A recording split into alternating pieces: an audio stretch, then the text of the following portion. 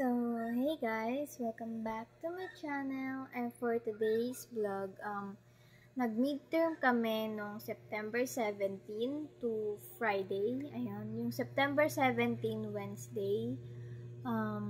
Ang in-exam namin nung Wednesday is, nung last month, is isa lang.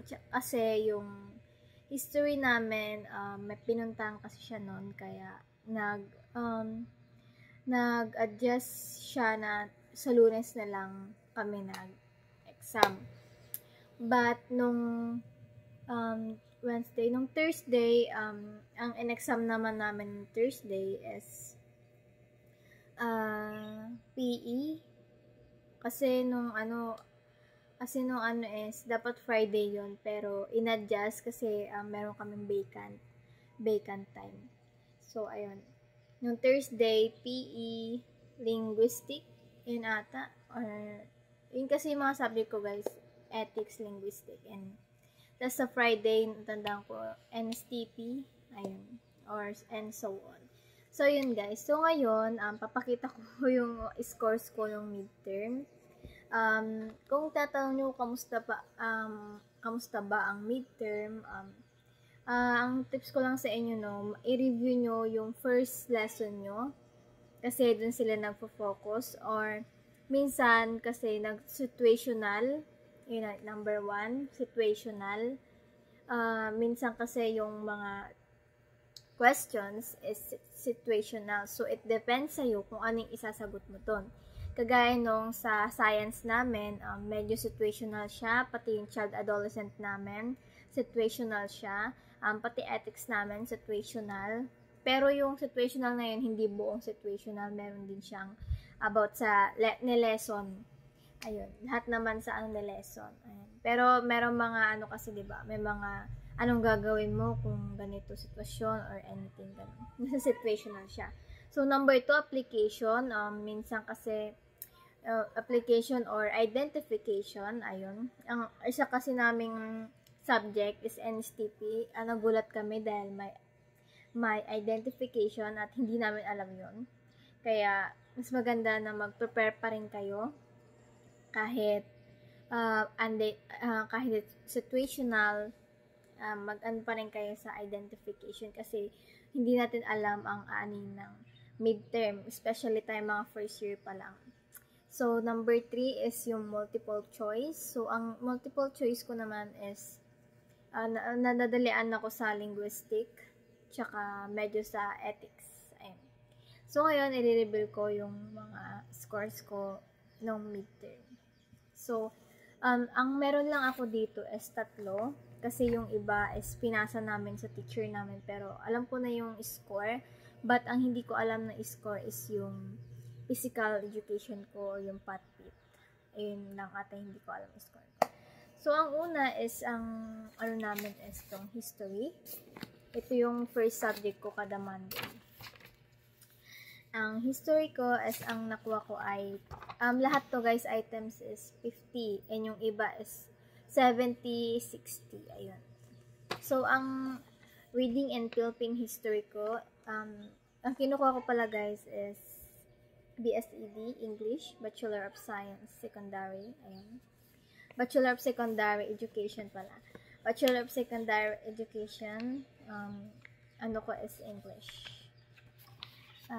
Number 1, itong first subject ko na reading and Philippine history is 35 over 50. Ayun guys, 35 over 50 yung score ko sa reading and Philippine history. Yung ko to is medyo situational siya. Anong mo kapag ang Philippine history kasi about nung sa first lesson namin is about historical criticism, about sa primary sources and secondary sources. So, ayun. Yung mga yun is yung mga about sa history. Ano ba ang history, ganyan. And yung mga sumulat ng history, ayun yung mga namin. Yung primary, secondary, yung primary is yung pinaka-first na original. Yun yung primary source na sinulat ng the same time. Tapos secondary is na lang. pinasa-pasa na lang tapos inano na lang nila yung dinagdagan nila ng information na medyo meron naman siyang connect sa primary, pero siyempre inibahan na yung iba, pero the same pa rin. But anyways, yun yung Philippine history, yun yung pinag-aralan namin ng mga lessons namin before kami mag-finals. So yun, ang Philippine history ko is all about kay Antonio Peguiapeta, tsaka kay Ferdinand Magellan. Basta pag-aralan niyo yun kapag kinuha niyo yung BSED English. So number 2 is ang second subject ko naman kada Lunes. Ang Philippine history ko is Monday and Wednesday. Science ko naman is Monday and Wednesday din. So ang nakuha ko sa science, ito yung medyo lang naman. Mid, papunta na siya sa pasado naman siya, pero gusto ko pa siyang pataasin. So, ang nakuha ko dito is 29 over 50. Ayan, yun guys yung nakuha ko. 29 over 50. Dito ako nahirapan kasi medyo mahirap sa akin ang science. Kasi mahirap sa akin. Medyo mahirap sa akin yung science kasi syempre dapat may deep understanding ka dito sa science. Kasi it's all about technology, society, science, ganyan. And hindi ko akalain na ma-hap ko to kasi feel ko habang chinecheck namin to is iniisip ko, baka 20 lang ako pababa or 25 pababa, ganun. Pero thankful pa rin ako na ganyan yung score ko, at least diba half, and pasado naman siya, over 50 naman siya. So sa science naman namin, pinag-aralan namin dito yung about sa science, paano nakatulong yung science sa pang-araw-araw natin. Tapos, yung technology, paano din natin siya nagagamit araw-araw. Ano yung naitulong ng science sa technology. And yung society is ito naman tayo.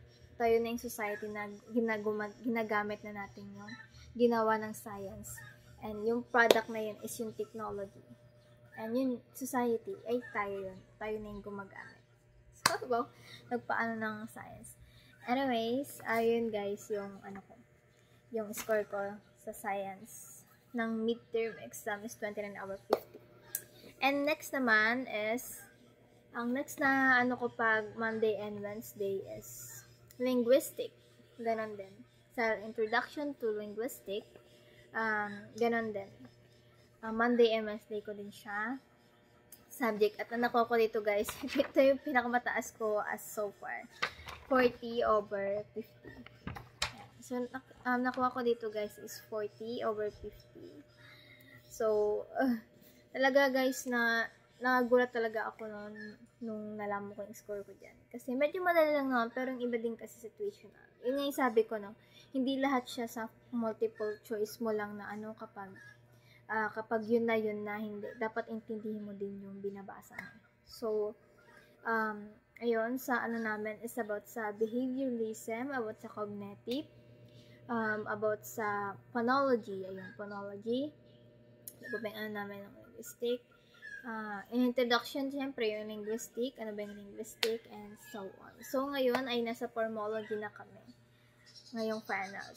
So, pinakamahirap na subject ko talaga is linguistic kasi ang dito sa linguistics talagang deep English. Ayun. So, yun lang ang tatlo kung nandito. Ang next ko naman pag Monday and Wednesday is ethics. Yung ethics ko is nakita ko na yung score and ang nakuha ko dun is 39 over 50. Diba? Isang lang maano niya na yung linguistic. But anyways, yun. 39 over 50. Ayan. Yung sa ethics ko naman, ang in-exam namin doon is about sa ethics and moral, authentic freedom, human act, ano pa ba? Basta sa about right or wrong, alam mo naman sa ethics, diba? And, ayun. Yun ako sa ethics. Kasi yung mga nireview ko dun sa ethics, yun yung mga namin. Yun yung mga nireport namin. Yun. Ang nireport ko dun sa ethics is human act, kaya nakapasa ako dun sa question about sa human act. And next naman is pot pit. Yung pot pit namin is hindi ko alam kung na-check ba ng si teacher ba yung nag-check. Kasi hindi ko pa alam yung score ko, and pati mga classmate ko, hindi rin nila alam yung score nila. So, hindi ko alam guys, ang score ko sa pot pit. And, ang pot pit naman is about, physical fitness naman yan. Ang inunong namin dun ng pot pit is yung locomotor, non-locomotor, yung mga physical activity, ng mga zigzag 3-minute test, gano'n. Ayun, inuno namin nung pot pit. Nung midterms, ayun. Nung first semester, ayun. Ang child adolescent. So, ito na ata yung last. Yung child adolescent ko is 60 ang niya. Ang items niya, yung pot pit ko pala is 70 items. Yan. Pero hindi ko alam anong score ko dun sa pot pit. So, ngayon, child adolescent is 60 siya items, and ang nakuha ko dun is 37 over 60. So, okay na din yun, at least, diba, nasa mid-half. Ang naman dun sa child adolescent is about teacher and student situation. Situational siya. Tapos, kung ano yung mga segment food, mga psychoanalytic, gano'n. Ang inon namin dun sa exam. Ano pa ba yung ko? Basta yung ganun. About sa cognitive kay Jen Piat. Piat ba yun? Basta yun, yung sa cognitive, sa behavior, tsaka sa mga 14 learning principles, ayun. Sa child adolescent. Medyo mahirap din siya. Kasi about sa, about sa connection ng teacher at saka sa student. Ayun. So, ang last na is NSTP. Yun, nahirapan ako sa NSTP. Ang nakuha ko naman dun is 32 over 32 over 60 ata yun. Ayun, basta yun, 32 over 60.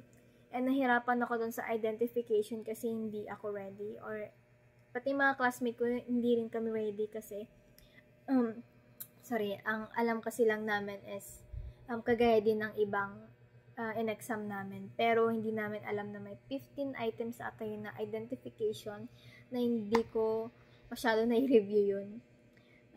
Inamin ko naman hindi ko masyado na-review yun. Kasi, ang alam ko kasi talagang, may pagkamadali siya. Kasi ang mga ginawa lang naman sa NSTP project, marami din naman kami activity dun. So, ayun. Yung pinag-aral naman sa NSTP na sa exam is about sa drug addiction, about sa, ano pa ba yung mga namin? Yung sa respond kapag sa mga climate, mga typhoon, bagyo, tsunami, gano'n.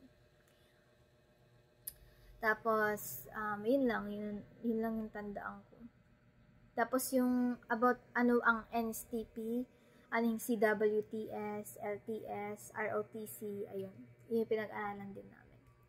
So, yun. At least, nakapasa tayo. At least, half, nakapasa tayo. At least, walang mababa na sobrang baba. So, yun guys. Yun lang i-share ko, no? Habang naalala ko paano kasi pag finals, siguro another video or may magugulat na lang kayo na something. So, i-vlog ko na lang yun. So, that's it guys. Thank you for watching and don't forget to subscribe to my channel. Bye!